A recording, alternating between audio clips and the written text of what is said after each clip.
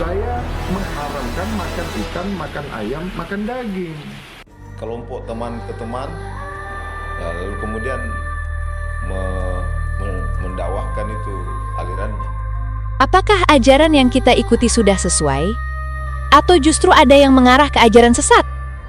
Di negara ini, keberagaman agama dan kepercayaan memang bagian dari kehidupan sehari-hari. Namun kadang muncul aliran-aliran yang mengusik, bahkan membingungkan banyak orang. Terlebih lagi, ketika ajaran tersebut mengklaim memiliki wahyu atau jaminan surga yang sepertinya jauh dari ajaran agama yang kita kenal. Ini adalah cerita tentang aliran-aliran yang pernah mengejutkan banyak pihak, baik itu karena klaim mereka yang fantastis, hingga ajaran yang bertentangan dengan prinsip-prinsip agama yang sudah ada. Simak daftar aliran kontroversial yang pernah muncul dan bikin heboh ini. Apalagi aliran yang terakhir cukup lama berada di Indonesia. Karena kita sama-sama mencintai Rasulullah, bantu klik like dan subscribe channel ini, gratis kok. Anda malah dapat tambahan wawasan Islam. Dan ketahuilah syaitan pasti berbisik agar Anda tidak melakukannya. Abaikan saja, silahkan tetap tekan tombol like dan subscribe-nya. Disclaimer. Video ini bertujuan untuk menyajikan informasi seputar aliran kepercayaan yang kontroversial di Indonesia. Kami tidak bermaksud untuk menyinggung atau merendahkan pihak manapun. Semua informasi yang disampaikan berdasarkan sumber terpercaya dan sudah melalui kajian yang objektif. Jangan lupa untuk selalu berhati-hati dalam menerima ajaran baru, dan pastikan untuk selalu merujuk pada ajaran yang sah dan benar sesuai syariat Islam.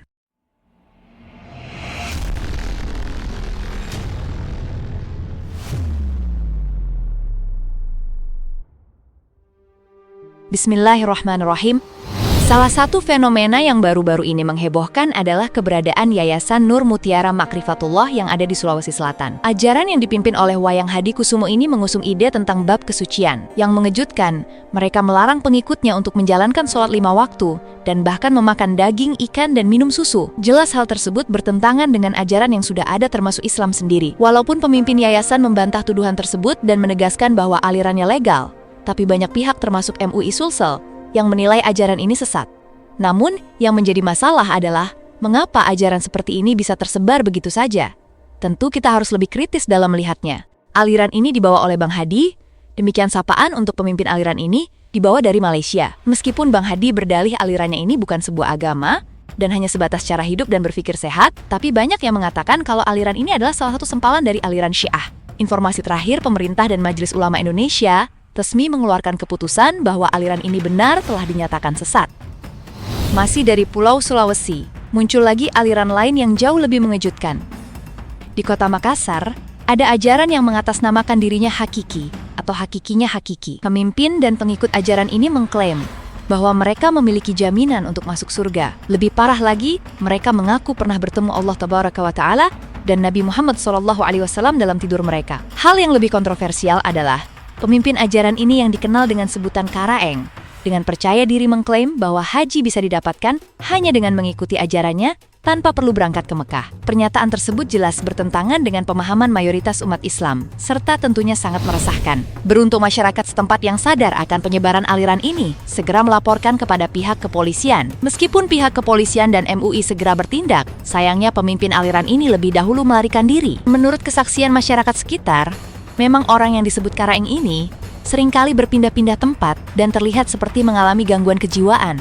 Dengan begitu pemerintah dan MUI resmi menetapkan aliran ini adalah aliran sesat dan terlarang.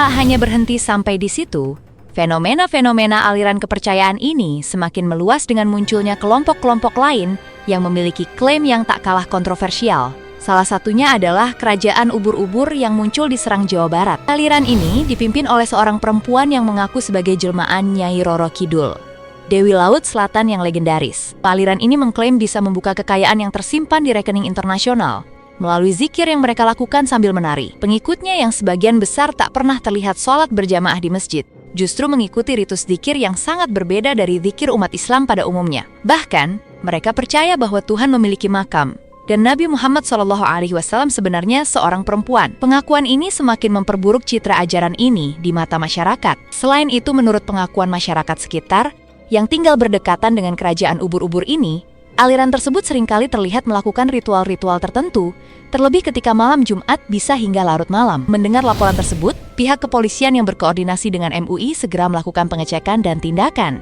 Akhirnya dari tempat tersebut diketemukan beberapa bukti seperti struktur organisasi kerajaan dan beberapa bukti lain termasuk kitab suci Al-Quran. Pada unggahan video yang disebar sendiri oleh pemimpin kerajaan tersebut di media sosial, ia terlihat menari dan mengucapkan kalimat-kalimat yang sulit difahami. Bahkan malah terlihat seperti orang yang sedang berlatih untuk pementasan teater.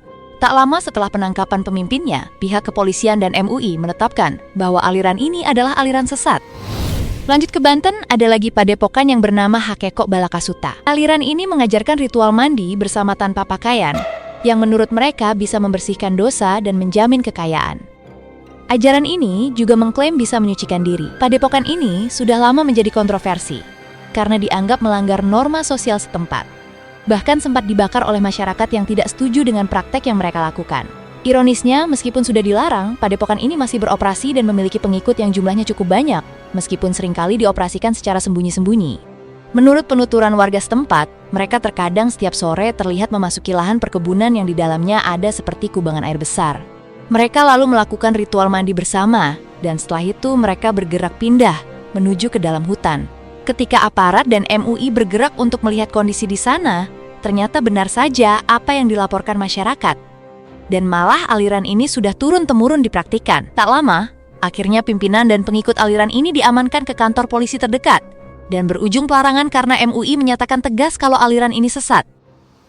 Tak kalah heboh, ada juga aliran yang muncul di Cirebon pada tahun 2014 lalu. Aliran ini dipimpin oleh seseorang yang menisbatkan dirinya sebagai kiai dan bernama Kaharuddin Abdul Qadir Jailani. Selain menjadi pimpinan, yang tak kalah mencengangkan dari aliran ini adalah klaim bahwa dirinya adalah Tuhan.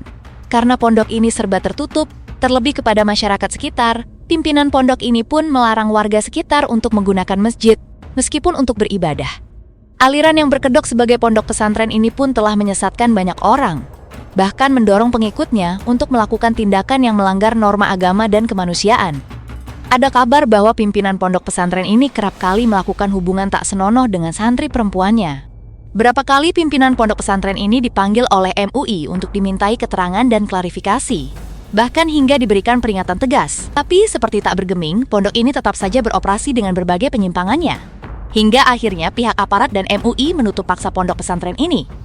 Tak hanya itu, ada aliran Salamullah yang diprakarsai oleh seorang perempuan bernama Lia Eden. Aliran ini muncul pada tahun 1999. Bagaimana tidak membuat heboh Indonesia, ajaran ini mengklaim bahwa ajarannya langsung diwahyukan melalui malaikat Jibril lewat Lia Eden ini. Namun, sebagaimana kita ketahui dalam ajaran Islam, malaikat Jibril tidak akan turun lagi membawa wahyu setelah Nabi Muhammad SAW. Lia Eden, yang sempat dipenjara akibat klaim ini, akhirnya meninggal pada tahun 2021 silam. Namun, ajarannya masih diingat sebagai salah satu aliran sesat yang pernah meresahkan dan mengguncang masyarakat Indonesia. Yang terakhir, inilah gerakan atau aliran rumput di musim hujan.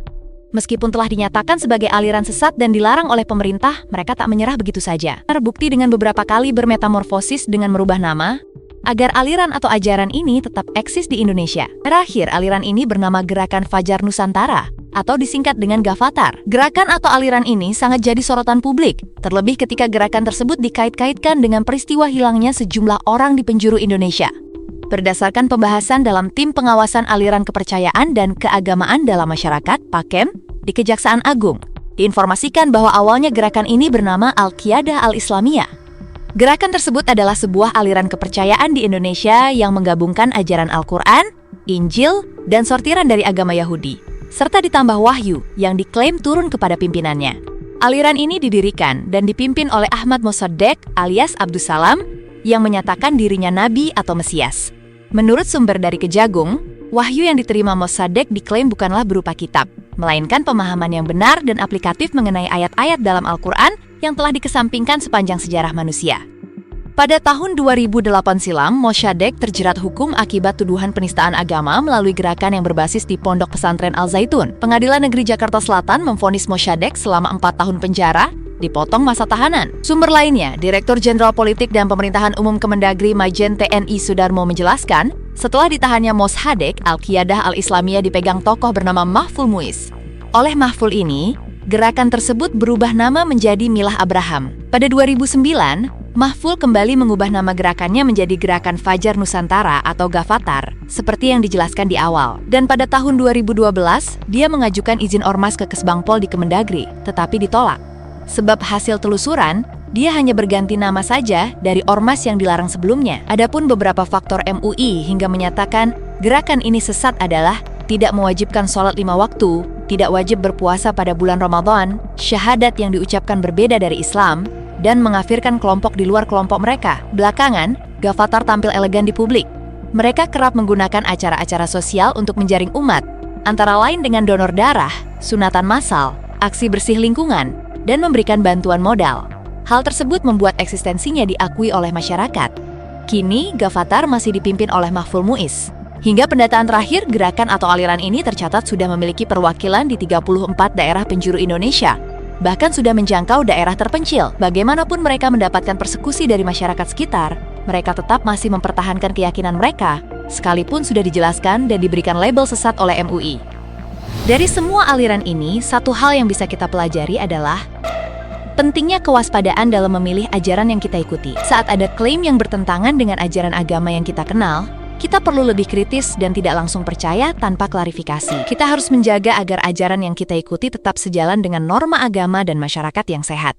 Jangan biarkan diri kita terjebak dalam ajaran yang sesat. Kalau menurut kamu, bagaimana seharusnya kita bersikap terhadap fenomena seperti ini? Tulis pendapat kamu di kolom komentar, dan jangan lupa untuk like dan subscribe untuk konten-konten menarik lainnya. Jazakumullah khair sudah menonton sampai akhir. Wassalamualaikum warahmatullahi wabarakatuh.